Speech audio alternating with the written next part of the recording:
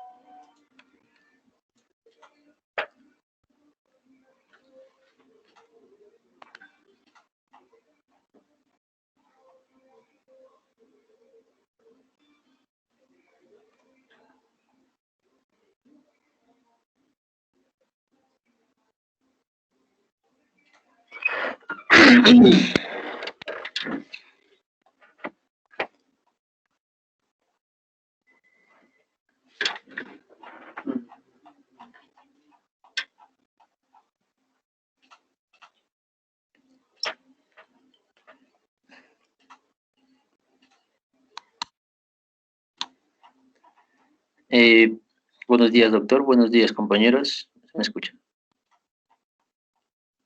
Empecemos. Sí, le escucho. Ya, Jonathan, empecemos, por favor. Sí. ya, listo. Eh, Siguiente diapositiva. Hoy nos ha tocado, somos el grupo número 9 y nos ha tocado exponer el seminario número 2, diagnóstico prenatal.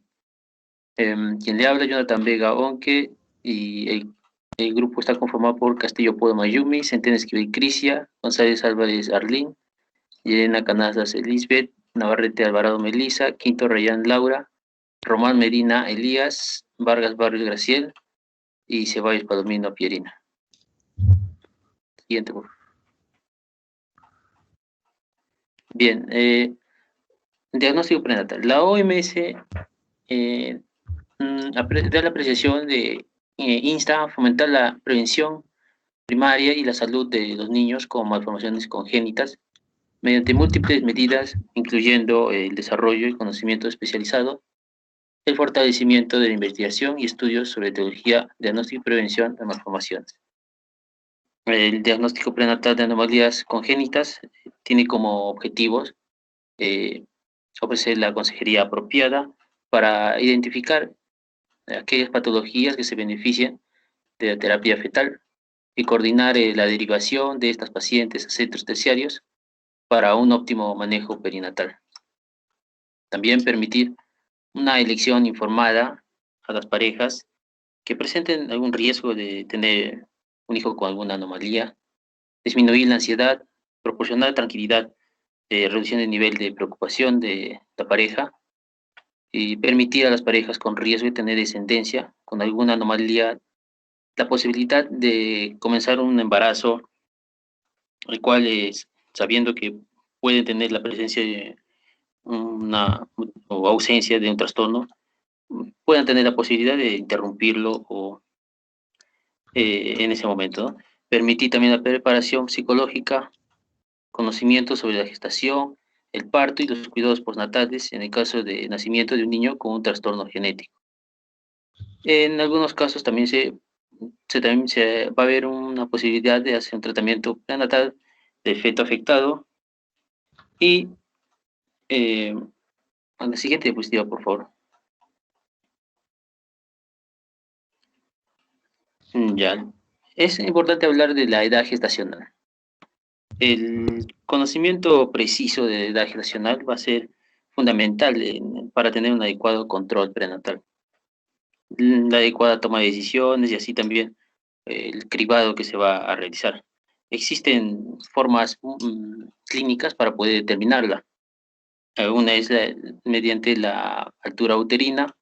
En la imagen izquierda se puede ver cómo la altura uterina va a alcanzar una distancia y la cual vamos a medirla mediante maniobra de Leopold y así poder establecer un rango de semanas correspondiente a esa medida, ¿no?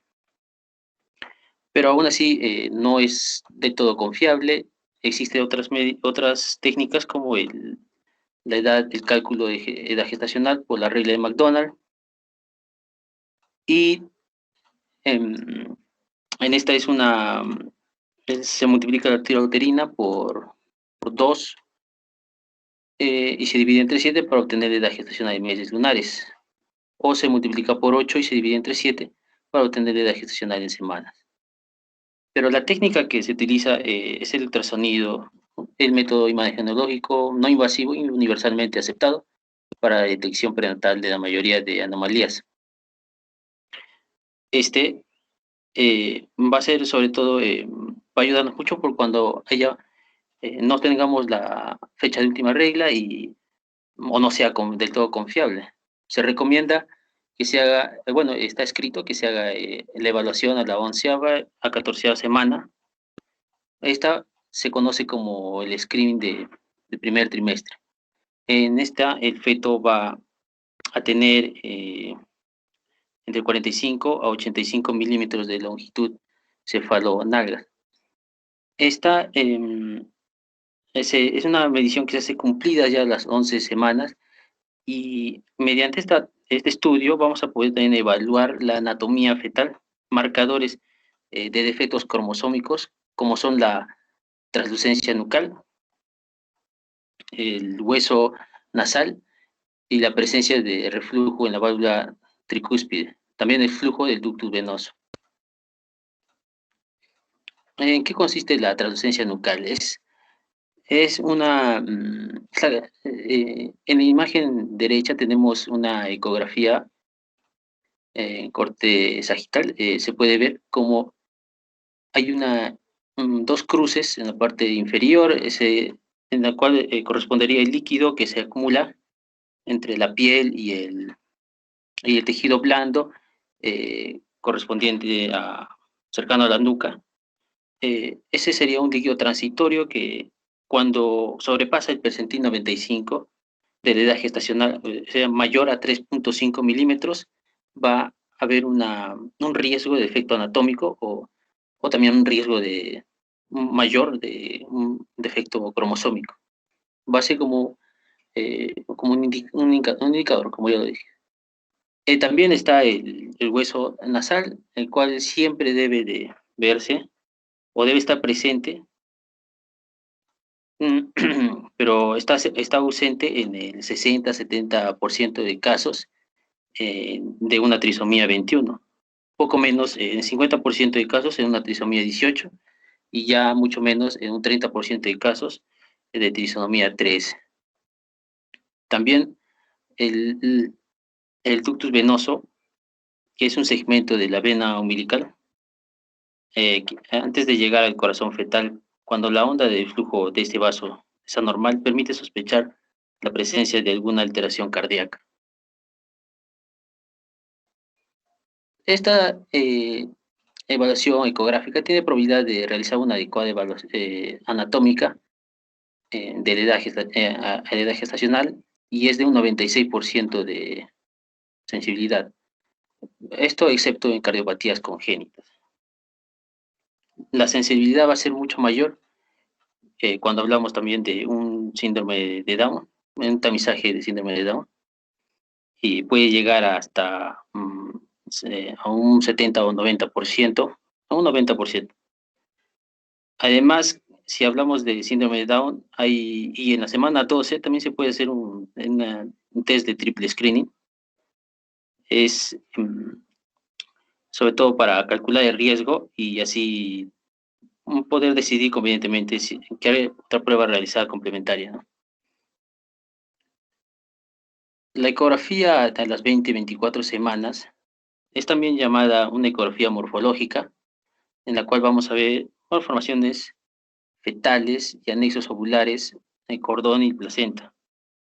Aun cuando la sensibilidad puede ser baja o se ha llegado a ver hasta el 50%, la detección de algunas anomalías en unidades especializadas y con un personal calificado va a variar y puede llegar hasta un 80-90%.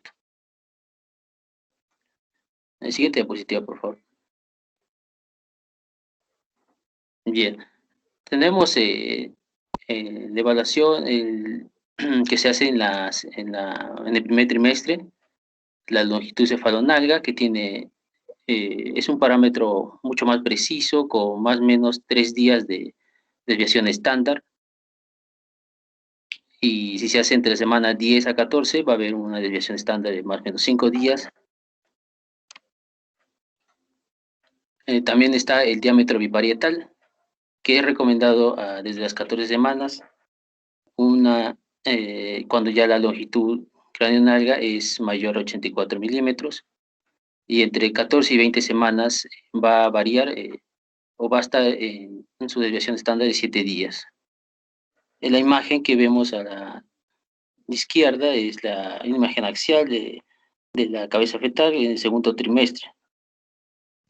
En ella podemos ver que está a nivel de tálamo y se ve la línea media del cerebro, cómo divide los dos hemisferios simétricamente, y la cual también se ve el calibrador ubicado ya en los lugares correspondientes para tomar la medida del diámetro biparietal, el cual no solo va a servir para la estimación de edad gestacional, sino también para el peso fetal. Siguiente diapositiva. Y bien, otra incidencia es la circunferencia craneana. Es un buen estimador de edad gestacional. Es utilizado sobre todo para restricción del crecimiento intrauterino o variaciones anatómicas del cráneo importante. ¿No? La imagen muestra una vista axial del feto, de la cabeza del feto, en la cual se ve la medida del diámetro parietal y la circunferencia de la cabeza, en cual también la cueva del septum pellucidum en la flecha larga y como manera de hendidura el tercer ventrículo en la flecha corta. La longitud de fémur también va a ser utilizada en el segundo trimestre, más que todo, ¿no? Desde las semanas, antes de las 20 semanas, mucho mejor, y tiene una desviación de más o menos 7 días. Siguiente diapositiva, por favor. Bueno, factores de riesgo. El riesgo, los que van a afectar al valor atributivo a riesgo a priori son la edad materna, la edad gestacional, la edad previa afectada y la edad del donante de ovocitos. Esto cuando se utilizan las técnicas de reproducción asistida. Algunas indicaciones, o sea, que constituyen las pautas obligatorias para el control de malformaciones congénitas, es el seguimiento de la edad materna avanzada por encima de los 35 años, un hijo previo con una anomalía cromosómica o presencia de una anomalía cromosómica estructural en uno de los dos progenitores, una historia familiar de una alteración genética, una historia familiar de una alteración ligada al cromosoma X, riesgo de defecto de tubo neural. También se toma en cuenta exposición a radiaciones, teratógenos, metales pesados, que en sí son factores ambientales, ¿no? Enfermedades infecciosas o crónicas maternas, tratamientos con determinados fármacos, ingesta de determinadas drogas, alcohol, tabaco, etc. Y deficiencias nutricionales, como ácido fólico, por ejemplo. Esta es una imagen tomada de Williams. Nos indica cómo la probabilidad de sufrir una aneuploidía va a aumentar a medida que la edad de la gestante aumenta. Aquí se puede ver cómo el síndrome de Down va a aumentar su probabilidad en una gestante que puede variar su edad de 35 a 45 años, y también como es el caso también de cualquier aneuploidía. Siguiente diapositiva. Ya. En cuanto a las malformaciones congénitas, estas malformaciones se producen tempranamente durante el periodo de embriogénesis, o sea, abarcan desde la ausencia completa de la estructura afectada o la constitución de una formación incompleta. A continuación se muestra una tabla con las muestras de las principales malformaciones congénitas que se han tomado en un estudio del Instituto Nacional Materno Perinatal de 2018. En ella detalla cómo el primer lugar en porcentajes se ubican los otros síndromes, malformaciones congénitas, debido a causas exógenas conocidas seguidamente. Esto es en general, ¿no? Síndrome de Down, no especificado, luego macrocefalia, malformaciones congénitas del riñón no especificadas, otras anemias congénitas no clasificadas, hidrocéfalo congénito no especificado, malformaciones congénitas múltiples no clasificadas, ausencias, atresia, estenosis congénita del recto sin fístula, testículo no descendido sin otra especificación, malformaciones congénitas del sistema nervioso no especificado, malformaciones congénitas del corazón no especificadas. Significativamente hasta el 2.6%, ¿no? En este estudio también durante ese estudio también se midió cuál es la prevalencia de malformaciones congénitas y se indicó que es de 1.9%. Esto sería, también apoyaría los otros estudios que siguieron por otros autores que determinan que sería de 2.5. Además, también también se verificó los tipos de malformaciones congénitas en madres adolescentes,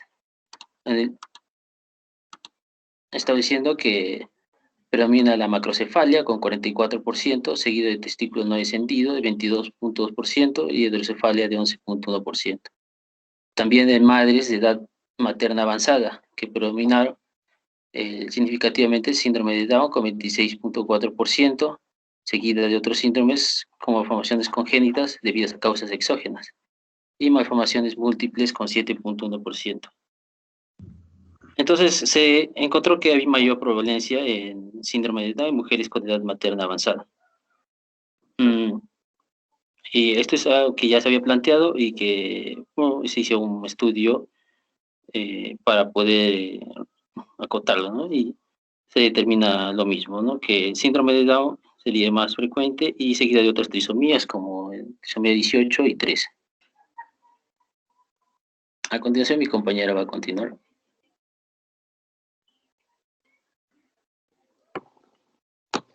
Ok.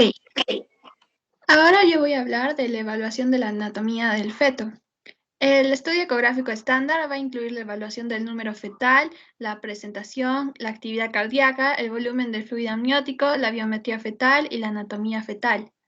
Aquí en el cuadro vemos los componentes de una prueba estándar de ultrasonido por trimestre, lo que se va a observar en el primer trimestre y lo que se va a observar en el segundo y el tercer trimestre.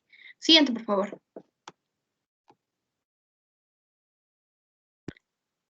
Con los avances actuales en la tecnología por imagen, alrededor del 50% de las anomalías principales del feto se pueden detectar en general con una ecografía estándar. La sensibilidad de la ecografía para detectar las anomalías fetales va a variar de acuerdo con factores como la edad gestacional, el estilo de vida materno, la posición fetal, las características del equipo, el tipo de prueba, la habilidad del operador y la anomalía específica en cuestión. Por ejemplo, la obesidad materna ha sido asociada con un 20% de reducción de la tasa de detección de la anomalía. Siguiente, por favor. La ecografía dirigida es un tipo de examen especializado y se va a realizar cuando el riesgo de una anomalía genética o anatómica del feto es elevada por la historia y el resultado del examen de detección o un resultado anormal durante la prueba estándar. Muchas anomalías y síndromes del feto pueden ser caracterizados por una ecografía dirigida.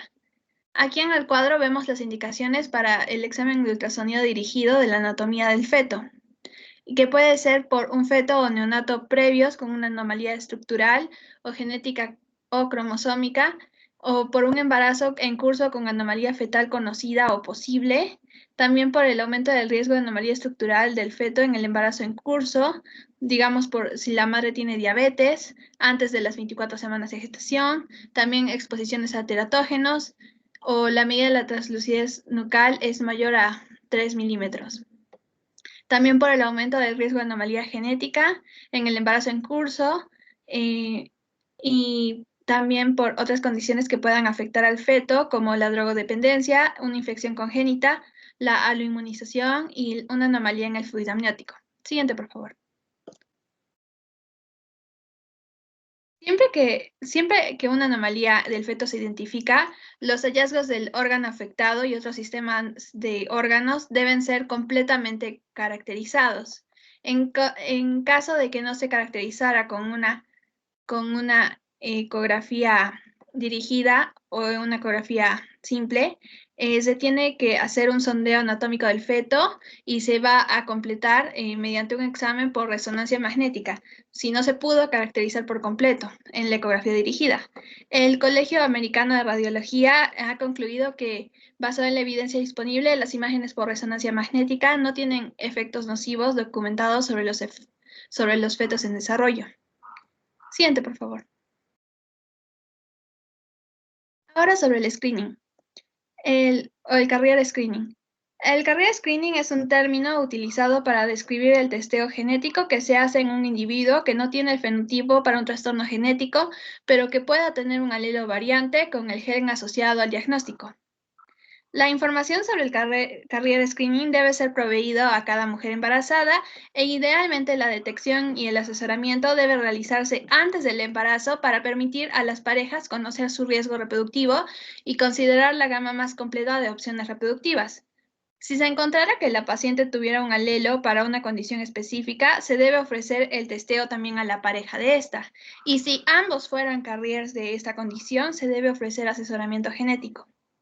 Tradicionalmente, la detección de los portadores estaba dirigida a poblaciones étnicas específicas, que se sabe que tienen un mayor riesgo de padecer trastornos particulares, como por ejemplo es la detección de la enfermedad de Tay-Sachs en personas de ascendencia judía askenazi.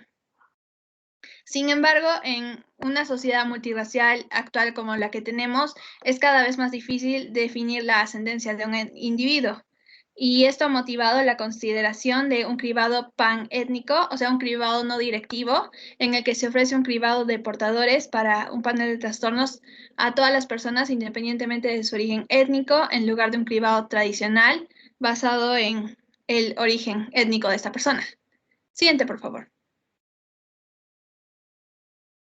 El diagnóstico prenatal de las enfermedades fetales está en constante avance y se han aclarado las bases genéticas y las alteraciones del desarrollo responsables de muchos trastornos.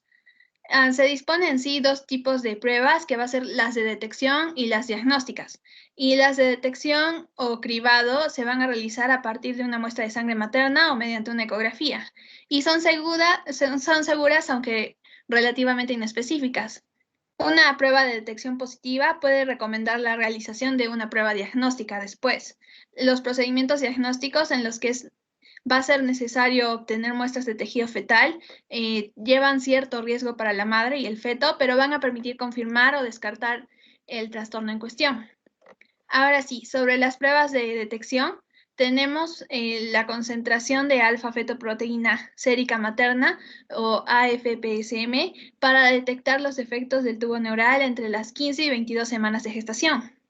Asimismo, tenemos la detección de aneuploidía en el segundo trimestre o detección cuádruple con AFPSM, que va a ser las concentraciones bajas de AFPSM se asocian con anomalías cromosómicas, y la detección cuádruple es la alteración de las concentraciones de la gonadotropina coriónica humana, de estradiol conjugado y de inhibina junto a la alfa-fetoproteína sérica materna. También vamos a tener la prueba del suero materno en el primer trimestre, que va a ser en embarazos aneuploides. Se va a producir una alteración de las concentraciones maternas de la proteína plasmática asociada al embarazo, o PAP-A, y la HCG, la libre o la total. Siguiente, por favor. Ok. Ahora, sobre la detección mediante translucencia nucal en el primer trimestre, va a haber un aumento del pliegue nucal en anomalías estructurales como cardiopatías congénitas, también, o en síndrome de Down.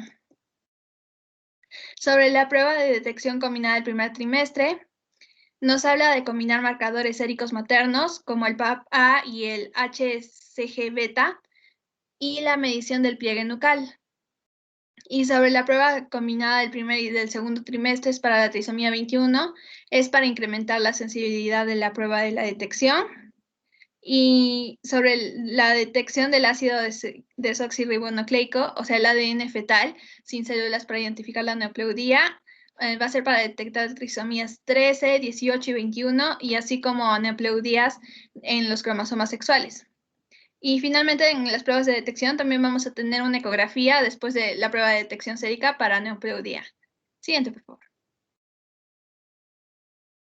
Las pruebas diagnósticas van a ser en mujeres con antecedentes familiares de enfermedades genéticas en las que la prueba de detección sea positiva o muestren datos ecográficos de riesgo. Tenemos la biopsia de vellosidades coriónicas o BVC, que va a ser bajo control ecográfico. Se va a obtener una muestra de tejido placentario mediante un catéter insertado por vía transcervical o transabdominal. También vamos a tener la amniocentesis, que se va a extraer una muestra de líquido amniótico que rodea al feto con una aguja bajo control ecográfico. Va a ser más o menos unos 20 mililitros y esto se va a recuperar en 24 horas. Aquí podemos extraer el líquido amniótico que puede analizarse distintas moléculas como la alfa-fetoproteína o la acetilcolinesterasa, la bilirrubina y el surfactante pulmonar. Y asimismo, también es posible obtener células fetales y analizarlas para estudios cromosómicos, como para ver anomalías en el cariotipo, y estudios genéticos para análisis del ADN y secuenciación del ADN. Siguiente, por favor. Ahora sobre la cordocentesis, es una muestra percutánea de sangre del cordón. Desde el segundo trimestre hasta el término del embarazo es posible hacerlo.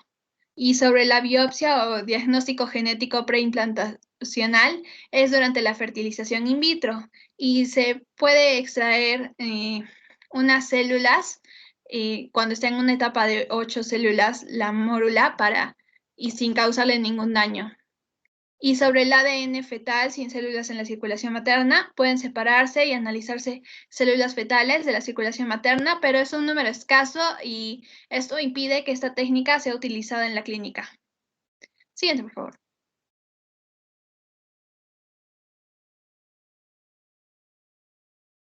Bueno, ahora vamos a continuar con lo que son anomalías en el tamaño y la velocidad del crecimiento fetal. Empezaremos por lo que es restricción del crecimiento fetal, que es una patología que va a tener una etiología multifactorial. Esto va a significar que va a ser un riesgo significativo de morbimortalidad perinatal, porque esta va a ser una deficiencia en el crecimiento fetal que implica una falla para el feto para que logre alcanzar todo su potencial de crecimiento que se ha establecido genéticamente. Siguiente, por favor. La anterior, por favor.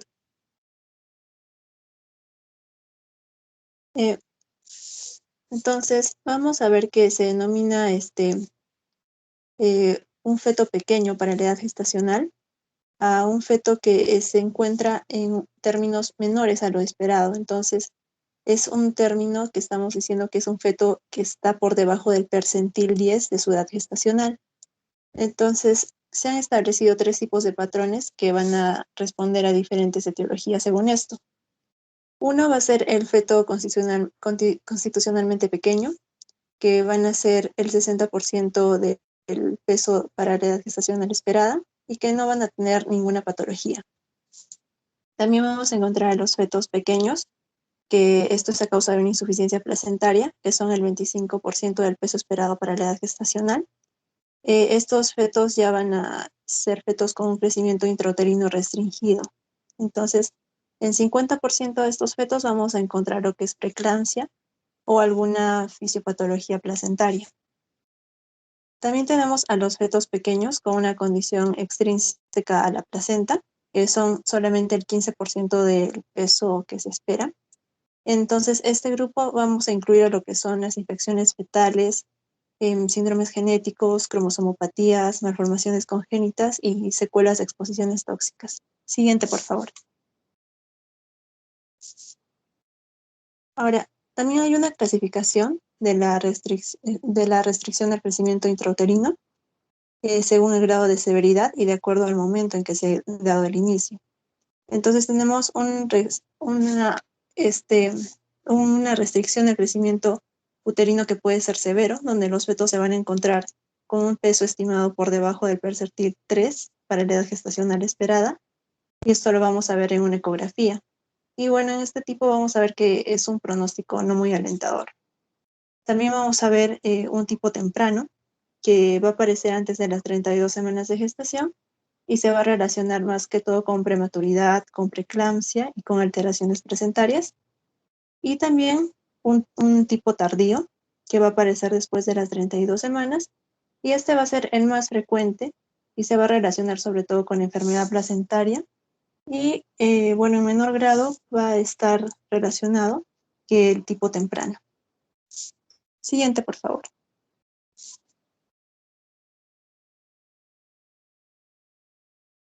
Bien, bueno, de acuerdo a su etiología, vamos a ver qué podemos encontrar por diversos factores.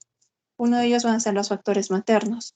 Uno de estos puede ser los trastornos hipertensivos, que se van a encontrar en un 20 a 30% de las gestaciones, en este tipo de casos, donde vamos a ver que las principales afecciones van a ser la preeclampsia y la hipertensión crónica, que van a aumentar el riesgo 4 veces más de lo que es un embarazo normal.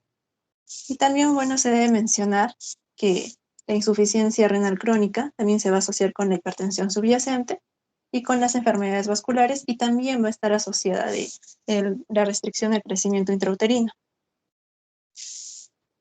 También vamos a tener lo que son trastornos autoinmunes, dentro de los cuales van a destacar el lupus y también el síndrome antifosfolípido, que está asociado a anticuerpos, que van a ser la anticardiolipina, el anticoagulante lúpico, y los anticuerpos anti-beta-glicoproteína 1. Aquí se va a dar un daño oxidativo a ciertas proteínas de membrana, y esto va a causar que haya formación de complejos inmunes y se formen trombos. También podemos encontrar lo que son los estilos de vida, como el consumo de drogas, tabaco, alcohol, opioides o cocaína, que van a estar asociados de manera primaria a este tipo de afección, o van a reducir el consumo de los alimentos en la madre, así que también va a ser una causa indirecta. Y también podemos considerar lo que son fármacos como anticonvulsivantes o antineoplásicos, que también van a tener efectos sobre la restricción. Y por último, podemos mencionar a lo que es la anemia y a la desnutrición, que aunque no se ven en muchos de estos casos afectando al feto, puede darse en casos de anemia falciforme o anemias de tipo hereditario. Y bueno, para el caso de la desnutrición, va a haber, de acuerdo a un grado y a un momento en la edad gestacional, en que va a influir en el crecimiento fetal. Siguiente, por favor.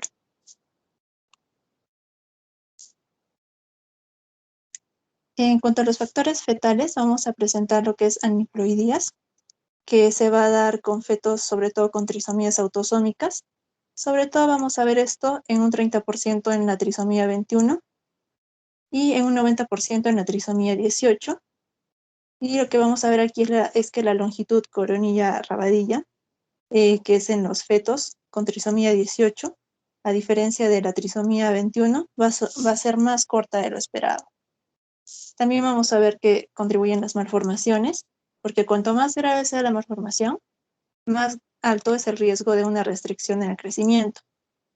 Entonces, el riesgo va a aumentar mientras más defectos se presenten. También tenemos lo que son las infecciones, que van a contribuir aproximadamente un 5 al 10% de los casos de esta afección, donde vamos a encontrar sobre todo infecciones virales, como rubiola, citomegalovirus, VIH, varicela o herpes zóster, y otras que pueden ser de tipo, digamos, protozoario, como la malaria y la toxoplasmosis. También podemos ver otras infecciones subclínicas que van a contribuir, como es la coriomiositis, que va a ser diagnosticada por histología, ¿no? Sobre todo. Y también podemos aquí incluir a lo que son las gestaciones múltiples, que aproximadamente hasta la semana 32 de gestación, las curvas de crecimiento fetal se van a mantener similares en los embarazos que van a ser simples y en los múltiples, pero posteriormente vamos a ver que los fetos de embarazos múltiples van a mostrar una tendencia hacia la restricción al crecimiento. Y también vamos a ver lo que son los factores placentarios, que ya no son propios del feto.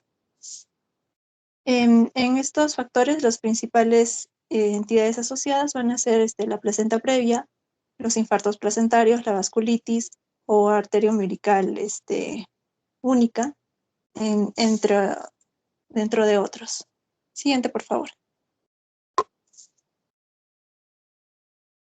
Para hacer su diagnóstico, vamos a usar lo que es la altura del fondo uterino, que se recomienda medirse cuidadosamente y de manera seriada, como un método ya de pesquisa simple para que sea más seguro y barato.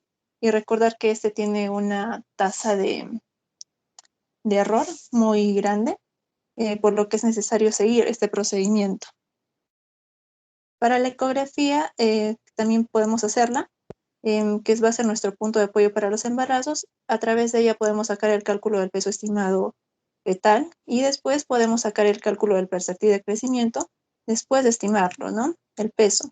Entonces, esto lo podemos sacar bajo lo que es la fórmula de Hadlock, que utiliza la medición del perímetro cefálico, la circunferencia abdominal y la longitud del fémur, ¿no? Y también podemos hacer la velocimetría Doppler, que con esta técnica se van a detectar lo que son los primeros cambios en la restricción de crecimiento placentario, en los vasos periféricos, como en las arterias umbilicales y las cerebrales medias. Siguiente, por favor. Otro cambio que vamos a ver en lo que, o bueno, alteración que vamos a ver de crecimiento, va a ser también la macrosomía fetal, que va a describir lo que es un feto ya muy grande. Entonces, mayormente se considera a un feto mayor a los 4.000 gramos o que excede los percentiles para una población dada, que ya tiene sus medidas y sus rangos. Entonces, es un feto que es grande para la edad gestacional en la que se encuentra. Entonces, esto va a causar un riesgo para el feto y para la madre, ¿no? Entonces, porque va a causar lo que es distocia de hombros y traumatismo durante el parto. Entonces, esto se puede ver sobre todo en lo que son diabetes gestacional, embarazos postérmino o síndromes de sobrecrecimiento que tienen un factor genético y en obesidad materna. Siguiente, por favor. Vamos a empezar con lo que es identificación y diagnóstico de las alteraciones placentarias. En la mayoría de las alteraciones placentarias nos vamos a basar en lo que es la historia clínica. También podemos basarnos en pruebas imagenológicas y de laboratorio, pero así como van a haber anomalías que se van a presentar y van a tener síntomas, van a haber otras que no se van a descubrir hasta el fin del embarazo y hasta el parto. Entonces vamos a mencionar a lo que son las tres más representantes de todas las anomalías que hay, que serían la placenta previa, donde, bueno, usamos este término cuando la placenta se inserta parcialmente o en su totalidad en un segmento inferior del útero, y el diagnóstico se va a dar de acuerdo a sus manifestaciones clínicas, ¿no? Que va a ser la metrorragia de un color rojo brillante abundante, de origen materno, y también se debe usar lo que es la ecografía, ¿no? Para ver la localización de la placenta en el segundo y tercer trimestre, y si existe sospecha de placenta previa en placentas bilobuladas o en gestaciones gemelares, hay que realizar una ecografía transvaginal para confirmar o no el diagnóstico. Y bueno, aquí se debe visualizar correctamente todo el segmento inferior, el segmento anterior, posterior y lateral. Y también podemos hacer una ecografía Doppler para descartar algún hematoma marginal o basa previa y localizar lo que es la inserción del cordón. También en caso de, hay que valorar signos, ¿no? De si es que está algún atletismo placentario concomitante. Siguiente, por favor.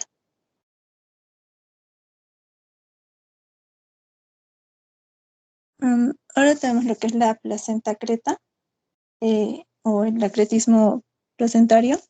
Este es la inserción anormal de parte o de toda la placenta con ausencia total o parcial de la decidua basal.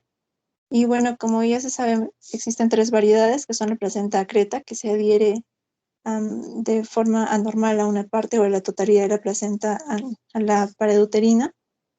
Esto va a ser sin que las vellosidades coriales penetren en el miometrio. También está la placenta increta, que tiene vellosidades coriales que esta vez sí van a penetrar en el miometrio.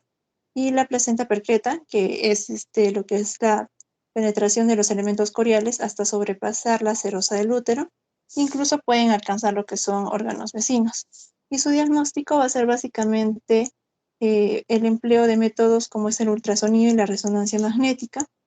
Sin embargo, el diagnóstico definitivo lo vamos a ver con la histopatología al final del embarazo.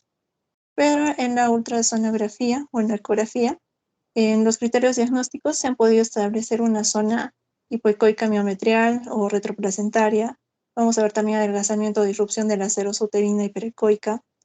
También vamos a ver una interfaz con la vejiga, presencia de alguna masa exofítica o presencia de gran área de sonolucencias placentarias. Y en la resonancia magnética, que bueno, se ha visto en muchos estudios que no supera en la calidad diagnóstica lo que es la ecografía, pero también se puede usar. Y también podemos usar lo que es la cistoscopía, que bueno, en nuestro país no es muy usada, y la histología, que ya la usamos cuando la paciente ha dado a luz. Siguiente, por favor. También tenemos otra patología que es el desprendimiento de placenta, en donde la placenta, esto también se le llama brutoplacentae, que es la separación prematura de la placenta, que está normalmente implantada en el útero, que esto se va a dar después de las 20 semanas de gestación. Y bueno, el diagnóstico se va a dar también por su clínica, por el sangrado vaginal que puede ser doloroso o indoloro, por dolor uterino que va a ser espontáneo en la palpación, también porque puede presentarse shock hemorrágico, coagulación intravascular diseminada. Entonces, para evaluar esto tenemos que hacer una monitorización cardiofetal. Se le tiene que pedir a la paciente un hemograma completo, el tipo y el factor RH, el tiempo de protrombina, el tiempo de tromboplastina parcial, también el fibrinógeno sérico. También es útil una ecografía transabdominal o pelviana. Y también se habla de lo que es la prueba de Bethke, si la paciente tiene RH negativo. Siguiente, por favor.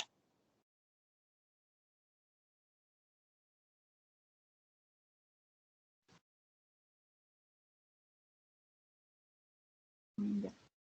Entonces yo voy a continuar con las enfermedades infecciosas durante el embarazo, con un enfoque especialmente a lo que es el diagnóstico y la prevención. Ya. Entonces, existen diversas patologías infecciosas que pueden ocurrir durante la gestación y que van a significar un riesgo muy alto para el feto y posteriormente para el recién nacido. Por eso es tan importante la prevención, el diagnóstico y el tratamiento a tiempo, ¿no? Para poder evitar las secuelas. Entonces, estas enfermedades infecciosas se pueden dividir en las enfermedades de transmisión sexual, que pueden ser bacterianas, como el caso de la clamidia, el treponema, el ureaplasma y la vaginosis bacteriana, o virales, como la hepatitis B y C, herpes genital, el VIH también, y las enfermedades consideradas no venéreas, como las bacterianas, como la Escherichia coli, la listeria, las virales, como el citomegalovirus, la rubiola, varicela, y las parasitarias, como el Toxoplasma. El siguiente, por favor. Entonces, vamos a hablar primero del síndrome de TORCH, que va a agrupar una serie de infecciones congénitas que tienen una presentación similar. El nombre de TORCH va a ser un acrónimo que significa T de toxoplasmosis o de otras patologías que considera la sífilis, hepatitis, la listeriosis, R de rubiola, C de citomegalovirus y H de herpes. Y bueno, las formas de infección que se consideran son la vía hematógena a través del torrente circulatorio materno que va a atravesar la placenta y va a llegar a infectar al feto a través del cordón umbilical. También la vía ascendente, que va a darse una infección del tracto genital de la madre y va a ascender hacia la cavidad intrauterina, provocando corioamionitis y también ruptura prematura de las membranas. Y por último, el canal del parto, que va a infectar el tracto genital de la madre y que va a infectar al recién nacido a través de cuando éste está en contacto con ese canal del parto. El siguiente, por favor. Ya. Entonces, primero voy a hablar de la toxoplasmosis. El agente etiológico va a ser el Toxoplasma gondii y el mecanismo de infección va a ser al ingerir alimentos que están contaminados con los esperozoitos de Toxoplasma gondii. La vía de transmisión para la toxoplasmosis congénita va a ser la vía vertical de madre a hijo y la afección hacia la madre generalmente no va a ser muy complicada y puede cursar de hecho de forma asintomática, pero el problema va a ser con la afección al feto. Cuando se da una infección durante la primera mitad del embarazo, se pueden producir abortos constantes y cuando hay una infección durante la segunda mitad del embarazo, el feto ya va a desarrollar una infección más generalizada, afectando ya el sistema nervioso central y puede producir la meningoencefalitis. Entonces, la posibilidad del feto de infectarse va a ser mucho menor a menor edad gestacional, pero cuando esto ocurre, el cuadro clínico va a ser mucho más severo. Para poder realizar un diagnóstico, en este caso tenemos los métodos directos, que consta de la coloración de frotis, la inoculación al ratón y el cultivo celular, que son métodos un poco más costosos, y los métodos indirectos, que constan del hemograma con una reacción de Paul negativa, el dosaje de anticuerpos IgM y IgG, la inmunofluorescencia indirecta con la prueba de Sabin-Hellman, la prueba de Lisa y también la hemoglutinación indirecta. Entonces, esta enfermedad va a causar una serie de secuelas muy importantes para el bebé, como son las convulsiones, la hidrocefalia, calcificaciones y la coriorretinitis. Entonces, es muy importante hablar de la prevención de esta enfermedad. Entre algunas de las recomendaciones que se da se le dice a la gestante que debe lavarse constantemente las manos, lavar sus alimentos, frutas y verduras, y mucho más cuando está en contacto con gatos, no cuando tiene mascotas. También la carne que come debe estar bien cocinada, debe evitar comer vegetales crudos, especialmente cuando es fuera de su casa, mantener siempre medidas de higiene adecuadas, si tienen las mascotas, los gatos, no alimentarlos con carne cruda porque esta podría tener una infección. El siguiente, por favor.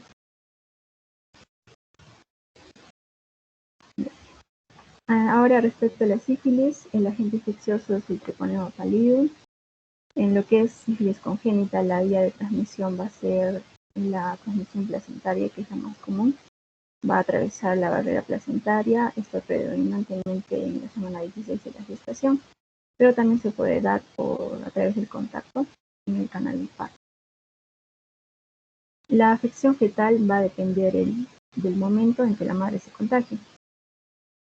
El riesgo de infección fetal en la sífilis materna precoz no tratada es de un 85 al 90%, y se dice que el 25% de estos fetos pueden morir dentro del útero y el 25% en el parto.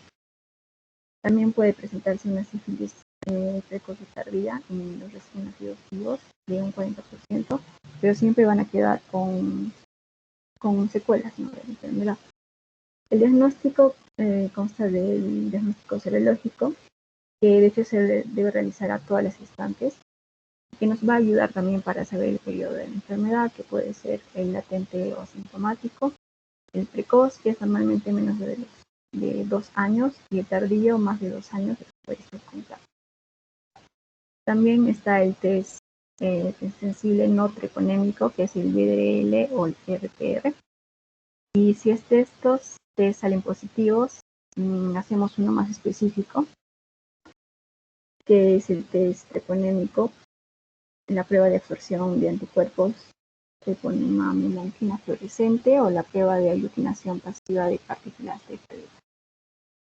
La recomendación aquí siempre va a ser prevención y diagnóstico oportuno para que no sucedan las consecuencias de esta enfermedad, ¿no?, que consideran los síntomas de sífilis temprana, como pueden ser erupciones cutáneas en la palma, en la planta, los pies, erupciones también en la boca, en el ano, en los genitales o hepatoesplenomegalia, lesiones en la nariz, en los brazos o la sífilis tardía, que ya considerarían secuelas más importantes, ¿no? Como anomalías dentales, cambios óseos, compromiso neurológico, ceguera y sordera, que ya complicaría más.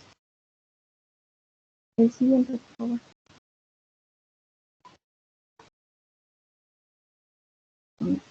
Ahora, el VIH-Sida va a ser causado por el retrovirus humano ARN.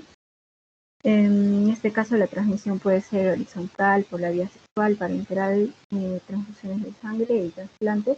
Y en el caso de perinatal sería la transmisión vertical, que puede ser del 20 al 30% en caso de transplacentaria, el 60% durante el parto, ya que va a haber una exposición a la sangre materna, a los fluidos corporales y el líquido amniótico, y en un 15% a través de la lactancia. Los factores de riesgo de la transmisión vertical materno-infantil de VIH consideran factores maternos, que puede ser la alta carga viral, bajo recuento de CD4, falta de tratamiento antirretroviral, las pacientes que usan drogas inyectables y cuando existe presencia de otras enfermedades de transmisión sexual. En los factores obstétricos está la ruptura prematura de membranas, que es mayor a 4 horas, procedimientos invasivos, amniocentesis y episiotomías, y los neonatales, que es la prematuridad. Para poder hacer un diagnóstico oportuno tenemos las pruebas rápidas, que son las de saliva y sangre, pero se recomienda más la prueba de LISA, que es positivo en el 95% de los casos a los 3 meses de la posinfección. También está la prueba de inmunofluorescencia indirecta, el inmunolog o PCR, para poder identificar mucho más lo que es la carga viral, que es lo que se recomienda. Y también como complementario el linfocitos CD4, que es importante ya que puede bajar el nivel. Entonces, las medidas que se plantean para poder reducir esta transmisión vertical de VIH tenemos, bueno, primero prevenir la infección de la madre, no siempre dándole las explicaciones y recomendaciones del caso para que no suceda esta infección. Y siempre, bueno, se habla de evitar el embarazo en vitro. Pero en el caso de que ya presente la enfermedad, se debe brindar los medios para que la gestante pueda acceder a la terapia antirretroviral de gran actividad, que es la terapia de carga. Y también se recomienda el parto por cesárea, ya que disminuye el riesgo de transmisión vertical al 50%, y aquellas que ya reciben el tratamiento de carga pueden llegar hasta un 80%. Y por último, la suspensión de la lactancia materna, esto justamente para poder disminuir el riesgo de transmisión. El siguiente, por favor. Ya.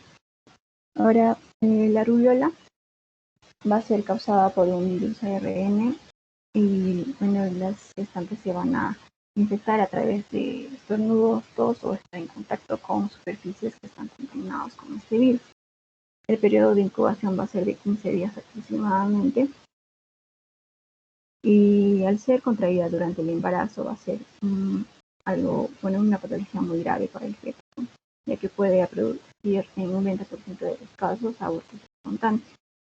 La sintomatología para la paciente va a ser básicamente dolor en articulaciones y circulaciones, que es la más frecuente, y el problema de esto va a ser los defectos congénitos que van a producir. Aquí puede ir desde un aborto y hospital y malformaciones, como tenemos en la etapa embrionaria la espina bífida, la creporino, en la etapa fetal los efectos cardíacos, oculares y del sistema nervioso central. Entonces, para ello, lo que se plantea es el diagnóstico también oportuno. En lo que es diagnóstico prenatal, tenemos principalmente el estudio invasivo de la muestra de las vellosidades colonitas.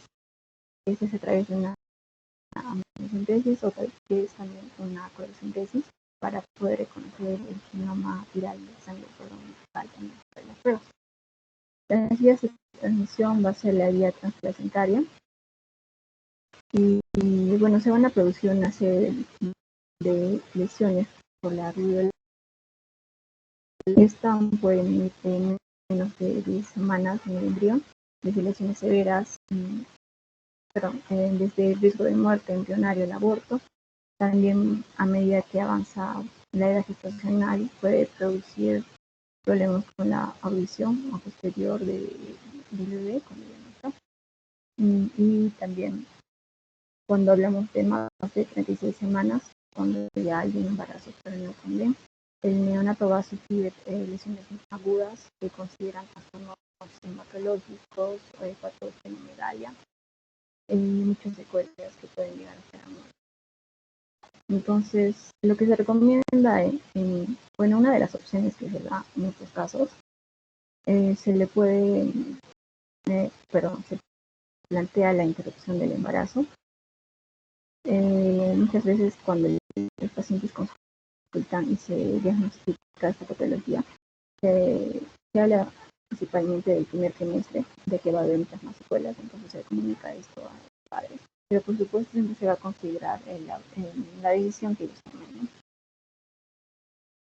Y como medida de prevención también siempre está la vacuna de SPR, que es de sarampión, rubiola y paperas, que es la vacuna preventiva. El siguiente. Y por último tenemos el citomegalovirus. Aquí tenemos vías de transmisión a través de la sangre, de lactancia, trasplantes, contacto sexual y bueno, la vía principal durante la gestación, que es la vía transplacentaria. Los síntomas van desde un asintomático a un leve con fiebre, linfadenopatía, petequias, ictericia, y en caso de sintomatología ya permanente, estropera, miopía o microcefalia. El diagnóstico va a ser a través de la clínica, con los síntomas que se presenten. En el caso del diagnóstico materno, se va a dar un aislamiento del virus en la orina, saliva, secreción vaginal y cervical, que lo caracteriza es la presencia de células gigantes con inclusiones. También tenemos la prueba de ELISA y la inflorescencia de hierro. Y para el diagnóstico fetal tendríamos el aislamiento del líquido amniótico, cultivo de central, la presencia de IgM y una muestra del cordón umbilical que no es tan certero ya que puede dar falsos positivos. Y respecto a la prevención, tenemos que recomendar el lavado de manos con agua y jabón, no besar a los niños menores de 5 o 6 años en la boca o en las mejillas, no compartir comida, bebidas o utensilios con los niños pequeños, evitar relaciones vaginales anales sin protección y no practicar sexo. Y por último, respecto al herpes, producida por la infección del virus herpes simple, va a estar caracterizado por la presencia de uno o varios grupos de vesículas llenas de líquido claro sobre una base de eritema o una base inflamatoria. La transmisión va a ser por contacto directo con material infectado al momento del parto. El diagnóstico se hace a través de la clínica, que puede ser la presencia de dolor, eritema y vesículas en el cervix y en la vagina. Y en algunos casos, algunos pacientes también pueden tener fisuria y a través de las pruebas de laboratorio. Que constan del cultivo, que es el gold estándar, muestras de secreciones de lesiones infectadas, detección de antígeno por inmunofluorescencia directa, cultivo de líneas celulares, identificación de anticuerpos monoclonales y función hepática. El riesgo perinatal, en este caso, puede ser fatal, ya que hay un compromiso multiorgánico. En el 25% de los casos puede producir aborto, restricción de crecimiento intrauterino y óbito fetal. También puede producir trabajo de parto prematuro, anomalías fetales como la microcefalia, calcificaciones que pueden causar retardo psicomotor, encefalitis, sepsis y lesiones de boca, ojos y piel cuando hay lesiones por herpes. Las recomendaciones en este caso es que cuando hay presencia de lesiones activas o hay un antecedente de infección activa durante el tercer trimestre, la indicación va a ser el parto por cesárea, ya que de esta manera se puede reducir el riesgo de infección. Ahora va a continuar.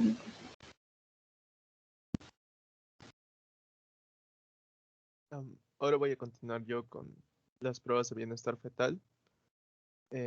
Estas pruebas son aquellas que nos proveen información para la detección de un sufrimiento fetal agudo y un funcionamiento fetal adecuado. Nos permite diferenciar aquellos fetos que se encuentran en peligro de muerte o daño irreversible y nos da tiempo para poder tomar medidas al respecto. El gold estándar de estas pruebas es la reducción del daño fetal, evitando la necesidad de intervención y prolongando la gestación en etapas de prematuridad. El momento óptimo para iniciarlas ronda alrededor de la semana 32 de gestación, aunque existen complicaciones que puede tener la madre y bajo esta se da la indicación de empezar las pruebas desde la semana 26 a 28. La frecuencia en estos casos que se inicia antes suele ser diaria, pero en caso de que inicie normalmente, la frecuencia es 2 veces a 1 vez por semana aproximadamente. Si se puede más que esto, también se debería de hacer. La mayoría de estas pruebas tienen tasas de falsos positivos del 40 al 80%, que es bastante alta, pero en cuanto a los falsos negativos, es solo el 1%, por lo que nos ayuda bastante para prevenir nacimientos anormales. Podemos monitorizar a los fetos en 2 momentos principales. Lo dividimos en momento anteparto y momento intraparto. Siguiente, por favor. Las indicaciones que vamos a dar, sobre todo es en embarazos con riesgo elevado de muerte fetal, pacientes con hipertensión crónica, diabetes gestacional, restricción de crecimiento, edad materna avanzada, aumento del IMC materno más de lo normal o enfermedad vascular, o también en pacientes con riesgos nuevos de muerte fetal, como disminución de movimiento fetal, traumatismo abdominal, hemorragia vaginal. Y como mencioné, se inicia en la semana 32 aproximadamente y se va a realizar de forma semanal. Siguiente, por favor. Tenemos las pruebas fetales anteparto. Dentro de estas tenemos la monitorización de movimientos fetales, el test no estresante TNE, la prueba de tolerancia a las contracciones, el perfil biofísico y la velocidad de flujo sanguíneo en la arteria umbilical. Siguiente, por favor.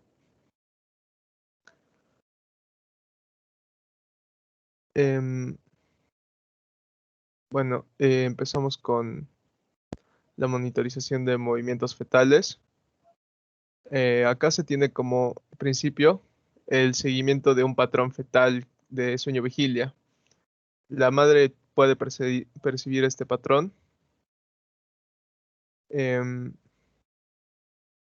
y dura en promedio los periodos de actividad del feto unos 30 a 40 minutos y los periodos de inactividad menos de 1 hora. Para esta monitorización tenemos que acordar una misma hora del día y buscamos percibir al menos 10 movimientos fetales en 2 horas, más o menos 18 minutos. Acá tenemos que prestar atención a algunos factores importantes, como la cantidad de movimientos que pueden reducirse o que también encontremos periodos de inactividad mayores a 1 hora. Estos podrían ser indicativos de un posible sufrimiento fetal por lo que sería importante realizar una vigilancia adicional. Siguiente, por favor. El test no estresante, o TNE. Este es un método fiable, sencillo, rápido, no invasivo y que además no produce molestias ni riesgos para la madre ni para el feto. Su principio fisiológico se basa en que la actividad fetal produce de forma refleja un aumento de la frecuencia cardíaca. La madurez fetal necesaria para esta prueba se alcanza a las 32 semanas de embarazo. Y para realizarla, lo que vamos a monitorizar es la frecuencia cardíaca fetal a través de una ecografía Doppler. Se colocan electrodos en el abdomen materno y simultáneamente se registra la actividad uterina con un tocodinamómetro. Además, la palpación se realiza por personal especializado o por la percepción de la paciente en algunos casos, que no se cuente con personal. Esto se puede clasificar como una prueba reactiva, no reactiva o insuficiente. Vamos a observar primordialmente lo que es la frecuencia cardíaca fetal entre valores de 100 a 160, la variabilidad normal de entre 5 latidos por minuto y las aceleraciones, que debemos tener por lo menos 2 aceleraciones de 15 segundos en menos de un periodo de 20 minutos. Tiene que cumplir con esos 3 factores para hacer una prueba reactiva. Y no reactiva es cuando tiene menos de 2 aceleraciones en 40 minutos.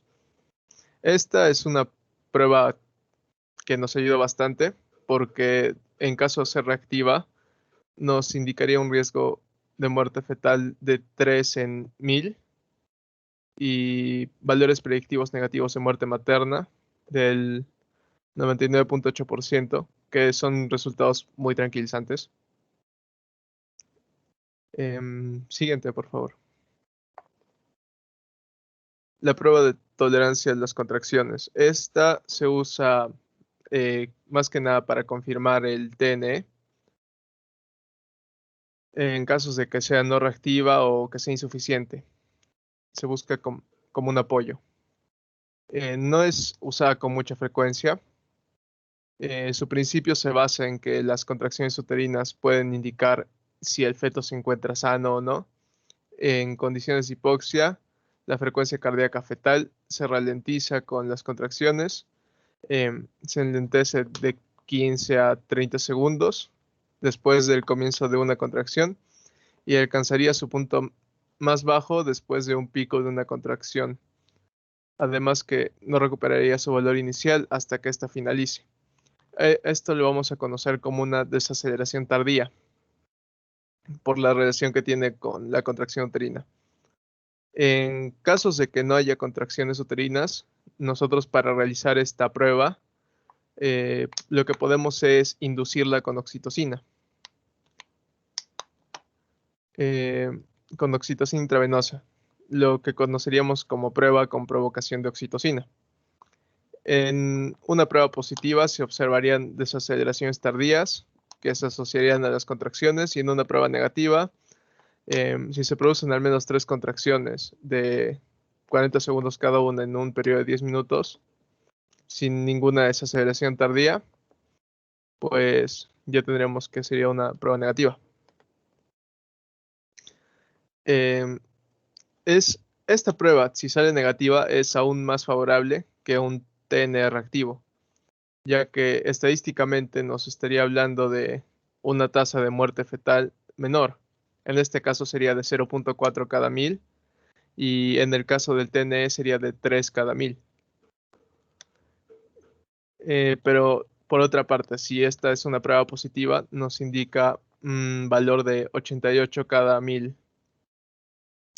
Además que esta prueba el 33% de pruebas reactivas positivas requerirían de una cesárea.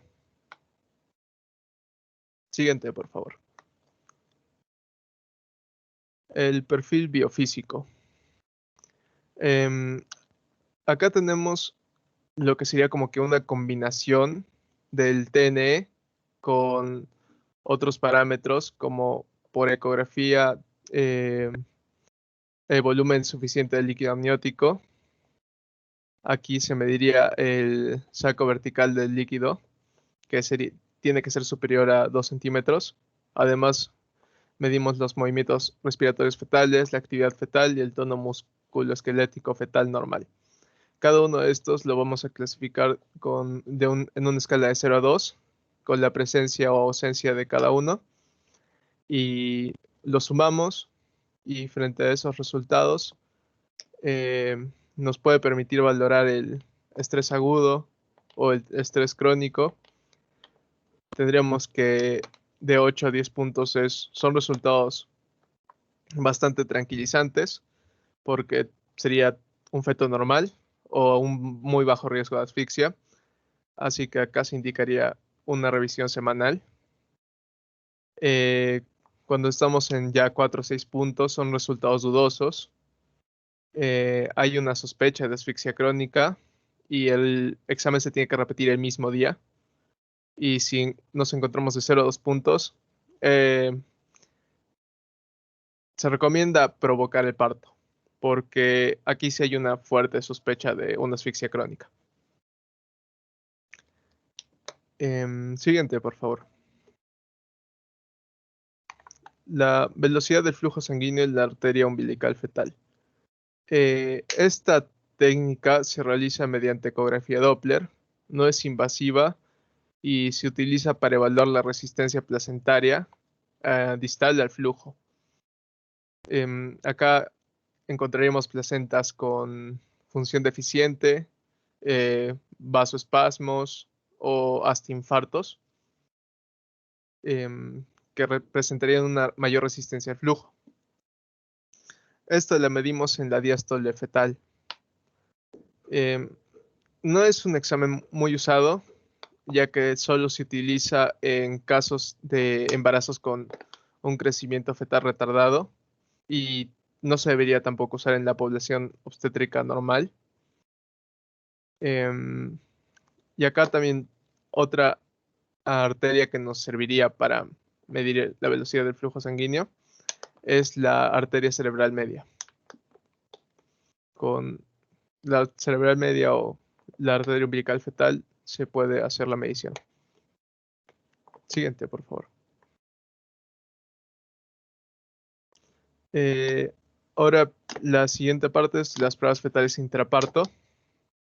Aquí destacarían 3, que es la monitorización electrónica continua, la clasificación de la National Institute of Child Health and Diseases y la muestra de sangre de cuero cabelludo.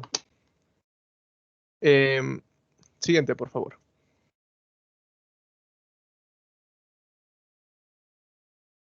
En la monitorización electrónica continua, tenemos que antes se daba de forma manual y con la implementación electrónica se han aumentado las incidencias de cesáreas. Lo que hacen estos monitores es que registran de forma simultánea la frecuencia cardíaca fetal y la actividad uterina y lo mantienen en un seguimiento continuo. La frecuencia cardíaca fetal se puede monitorizar de 3 modos distintos. Hay 2 formas no invasivas, que serían por ecografía o por electrodos que se ponen en la superficie del abdomen materno. Y hay una forma invasiva pero más exacta, que consiste en colocar un electrodo en la piel de la zona de la presentación fetal. Y así se registraría también de forma más directa el EKG fetal. Pero para ello es necesario romper las membranas fetales. Y por esto hay un ligero riesgo de infecciones leves, hasta en un 4% desarrollan infecciones leves con la técnica invasiva. La actividad uterina se puede registrar también de forma directa o indirecta. Con un tocodinamómetro en el abdomen materno se registra el ritmo y la duración de las contracciones, así como su intensidad. Y si se necesita una valoración más exacta, aquí ya sería la utilización de un catéter para medir la presión intrauterina, y esta también se da con la rotura de membranas. Vamos a medir además la monitorización fetal con algunos parámetros, que serían la frecuencia cardíaca basal. Valores normales tendríamos que encontrar entre 100 y 160 latidos por minuto. Tienen que estar presentes por un mínimo de 2 minutos, sin cambios episódicos, y además que no haya una variabilidad, que sería el siguiente parámetro, una variabilidad de latidos de más de 25 latidos por minuto. Debe la variabilidad mantenerse entre 5 y 25 latidos. Si se reduce a esto, puede deberse una hipoxia, también la inmadurez fetal, al consumo de opiáceos por parte de la madre o algún medicamento, y a la administración de sulfato de magnesio también se puede deber una variabilidad disminuida. Acá también medimos las aceleraciones, que si están presentes son bastante tranquilizadoras. También medimos las desaceleraciones, que pueden ser o benignas o pueden indicar un sufrimiento fetal. Esto depende de su morfología. Si las desaceleraciones son simétricas y además se acoplan a las contracciones, suelen ser benignas, pero en cambio si se acompañan de una variabilidad aumentada, si son tardías y hay descensos grandes de la frecuencia cardíaca fetal, y se asocian con las contracciones, nos podría hablar de una insuficiencia uteroplacentaria o de una hipoxia fetal. Siguiente, por favor. Siguiente es una clasificación del Instituto Nacional del Cuidado del Niño y Enfermedades. Lo clasificaríamos en 3 categorías o 3 fases. La fase 1 es la fase leve, la fase 2 moderada y la fase 3 es la fase grave. La fase 1, si nos sale alterada, repetiríamos la clasificación. Si en la fase 2 nos sale alterada, buscaríamos corregirla, pero en cambio, si la fase 3 nos sale positiva, que se encuentra en categoría 3, según la escala, buscamos resolver rápido el problema, pero si no, en caso de no poderse, buscaríamos inducir al parto. En la categoría 1, tiene los criterios de la frecuencia cardíaca inicial de 110 a 160 latidos por minuto, la variabilidad, las desaceleraciones, la ausencia de desaceleraciones y la existencia o ausencia de aceleraciones. En caso hay alguna variación en esto, pues tampoco es de mucha preocupación. En la categoría 2 es si hay algún cambio de la frecuencia cardíaca fetal. Aquí ya consideraríamos algún problema presente.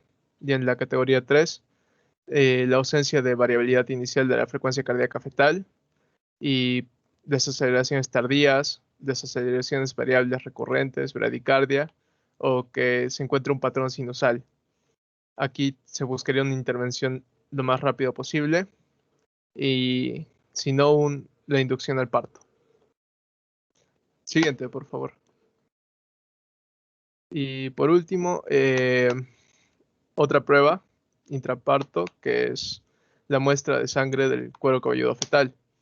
Esta muestra nos ayuda para determinar el pH, que nos permite confirmar o descartar una hipoxia fetal. Si es mayor a 7.2 con déficit de 6 milimol por litro es normal. Esta prueba no se usa mucho actualmente. Y eso sería todo. Gracias. Muy bien, agradecemos al grupo número 9 por la brillante exposición. Cada vez vamos mejorando sobre el diagnóstico prenatal, ¿no? Claro, pues ese es un tema.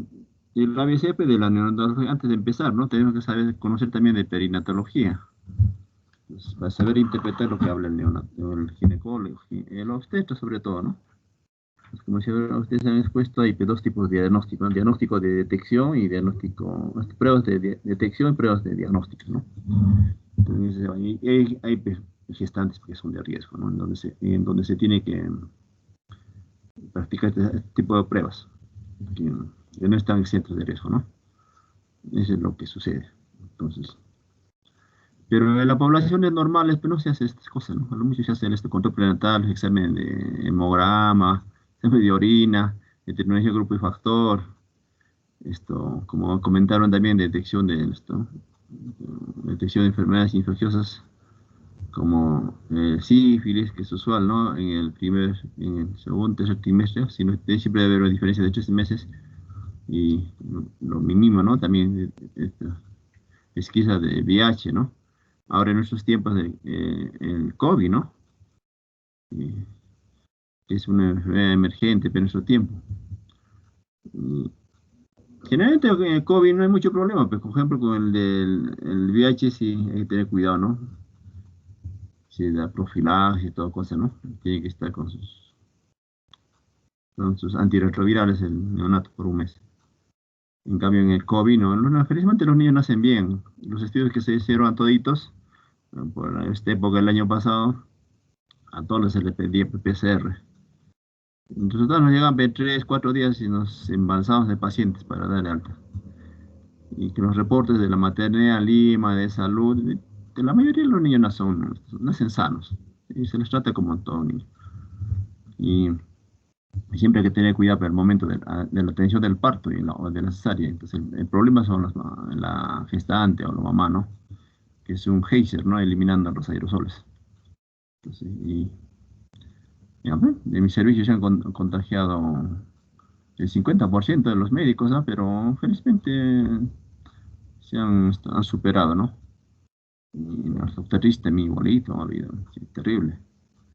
Pero ya con las medidas de bioseguridad, uso correcto de la mascarilla, los lentes, ya uso de los EPPs de tercer nivel, ya pues, estamos saliendo adelante. ¿Cómo será, no? En el futuro. Ahora, pues, hospitales este fin de semana han colapsado, 43 muertos en toda la región. Es mucho, ya va cambiando el manejo, ¿no? De los pacientes, ¿no? Y nosotros también tenemos que estar preparados, ¿no? Tenemos asignados unos ambientes UCI COVID, de los COVID para aislar a los pacientes neonatos que regresan, pero son pocos generalmente. Regresan a las 3 semanas, 2 meses prematuros, ¿no? ¿Qué se va a hacer? Pero ahí estamos, hay que estar preparados. Muy bien, jóvenes ilustres, estamos justo a tiempo. Ya, se ha expuesto de forma tranquila, holgada, sin mucha prisa. Bueno, así debe ser, creo, en los seminarios, las primeras horas para ganarle media hora al horario habitual que implanta la facultad. Felicitaciones al grupo número 9, por la brillante exposición. Muchas gracias. Ya, doctor, gracias. Gracias a ustedes. Verso. Muy bonita la exposición. Gracias, doctor.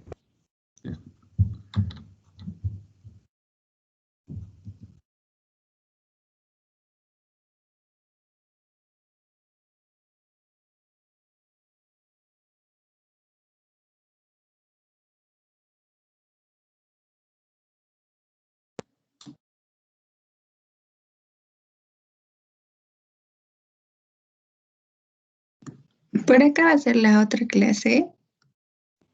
Sí, chicos, el doctor va a entrar a las 3:30.